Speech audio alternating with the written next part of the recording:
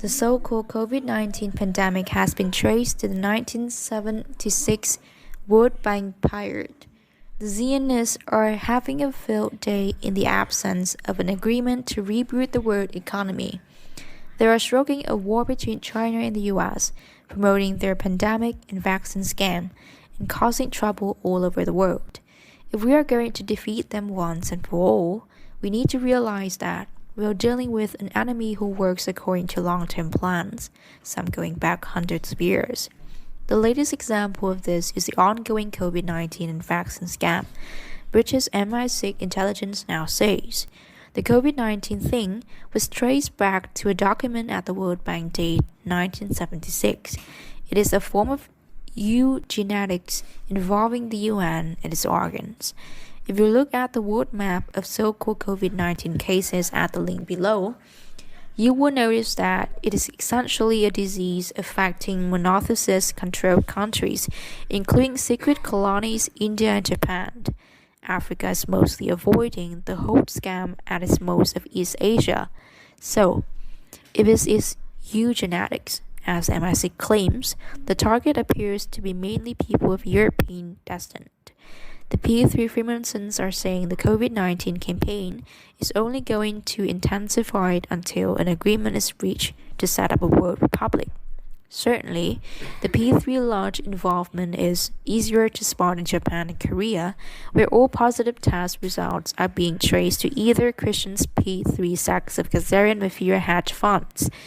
That is why it is disturbing that pharmaceutical companies are being granted legal immunity in case of their vaccines cause harm.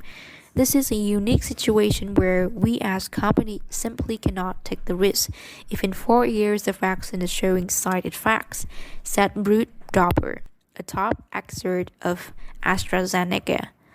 Furthermore, the statistically impossible prevalence of COVID-19 among politicians, celebrities, and etc. is a sign of elite are being told to play act coronavirus in order to keep the sheeple scared. There is also, of course, the aspect of the white hats using coronavirus as an excuse for a big purge of satanics, but that's only part of the story. The other big theme being pushed by Zionists is an escalated conflict between the US and China. The U.S. Department propaganda machine is pushing a doctored document known as the Secret Speech of General Chi Haotian, which claims to contain secret Chinese plans to invade the U.S., kill women and children, or use biologically welfare. Of course, the opposite is true, since everybody who read the project for a New American Century knows the Zionist regime has been treating race-specific or ethnic-specific biological welfare as a useful political tool. Also, the Zionists took over the infamous Japanese unit 731 biological warfare divisions and have been developing bioweapons ever since. They have been well documented, using biowarfare agents like weaponized insects during the Korean War. For example, since the 11th September, they have built biological warfare research institutes all over the world, including Wuhan, China. The anti-China cheerleader is the U.S. Zionist Secretary of State Mike Pompeo, who has been saying things like, "The old paradigm of blind engagement with China has failed. We must not continue it. We must not return to it. And the truth is that our policies and those of other free nations resurrect China's failing economy, only to see Beijing bite the international hands that were feeding it." The Americans have also received a nasty shock during their last China-baiting expeditions to the South China Sea. A crucial Chinese report, unavailable and not referred to by Western media, and translated by Hong Kong-based analyst Thomas Wing Pollan, is essential to understand the context. The report refers to U.S.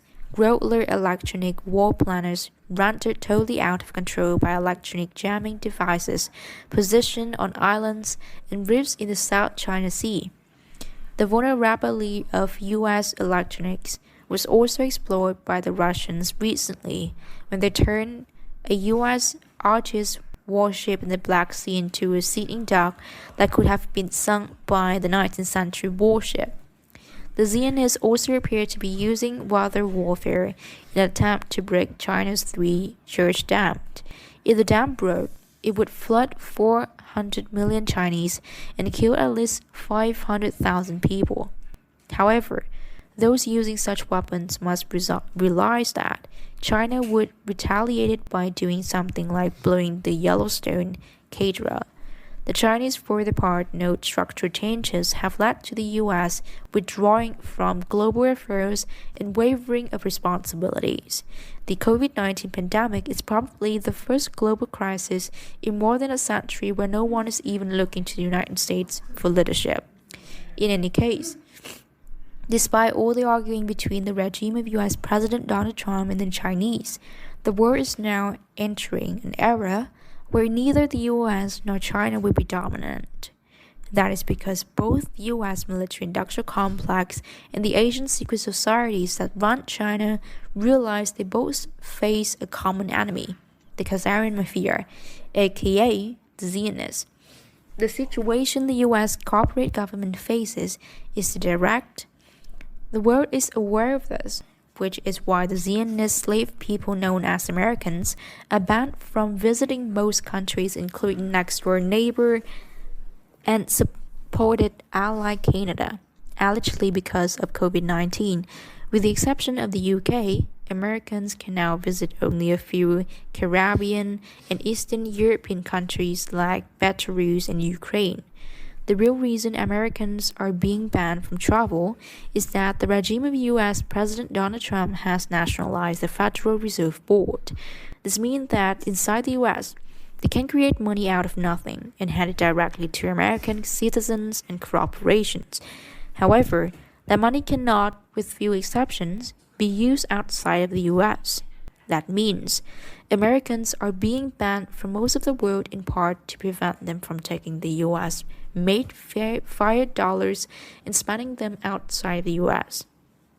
Inside the U.S., the Trump folk have been doing is pumping up local champions like Tesla, Amazon.com, Apple, Alphabet, Google's, Facebook's, and Microsoft's Sculpt in the attempt to rebuild their economy. The problem is that 40 years of deindustrializations and the largest step in the history of humanity cannot be solved with short-term liquidity injections into a few American companies. This is especially true when you realize that none of these companies actually manufacture much stuff inside the US.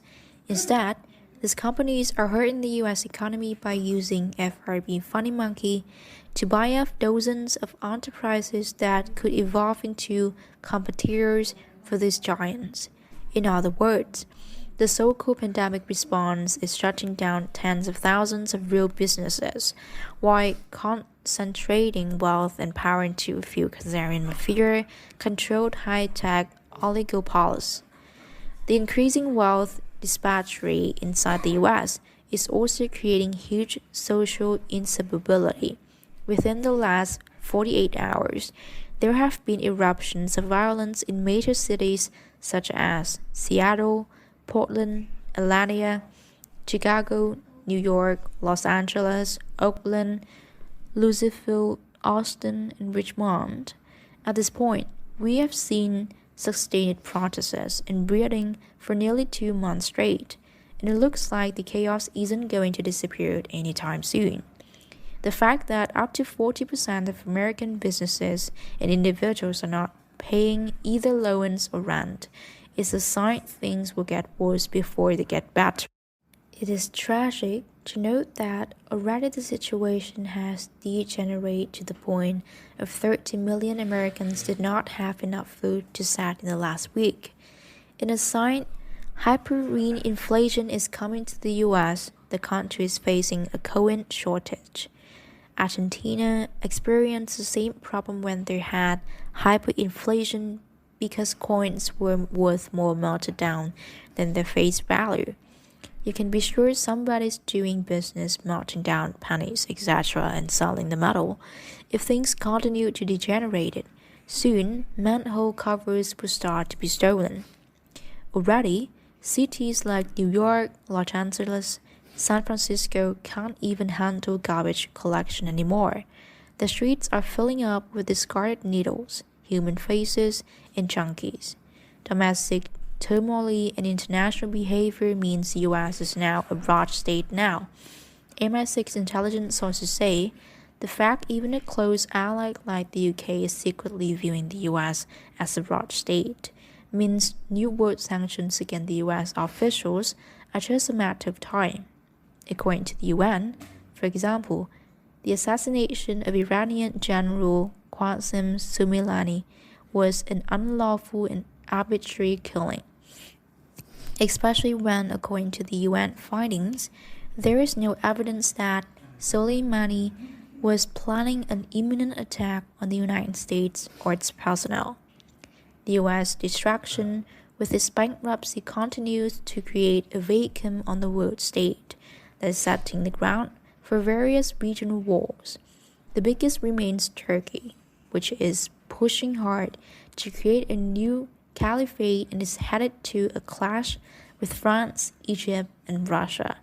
In this context, the sudden hospitalizations of the kings of Kuwait and Saudi Arabia indicate the battle for the Middle East and its oil resources is intensifying. Informants from Turkey's intelligence approaches to us, explaining that Turkey's Prime Minister Recep Erdogan is a crypto-Satanist pretending to be a Muslim. As evidence, they point to Turkey promoting Terminator seeds and Turkey's backed militias. Erdogan has just turned Hagia Sophia back into a mosque as a part of his role to promote the Muslim-Christian war. It is interesting to note Erdogan's so-called enemy, Libyan warlord Khalifa Haftar, is also reportedly a Mossad agent. Apparently, they are working to provoke a Russian military move in the Middle East, adding to the intrigue are parallel claims that Iran, Israel's sworn enemy in the region, has also been providing Haftar with military aid in his campaign to topple the UN-recognized Government of National Accord in Tripoli. The ongoing clash between Egypt and Ethiopia, again Ethiopia is putting on the Blue Nile, the source of 80% of Egypt's water, could also turn into fierce regional war. What's interesting is that Russians are catching on to the Zionist attempt to get their country involved in some sort of Middle East God versus Magog type of war. Most notably, we are getting a lot of reports from our Russian sources about anger against Mossad agent Ziv Putin because of the plans of an October vaccination regime. Russian FSB sources said Mossad has told them two of their agents, Vladimir Putin and Ksenia Sobchak, have been demoted. If this is true, expect some sort of Putin's-related incidents this autumn. In any case, until a new financial system is announced and the post-war world architecture is revamped, the Zionists will keep filling the vacuum with their criminal plots.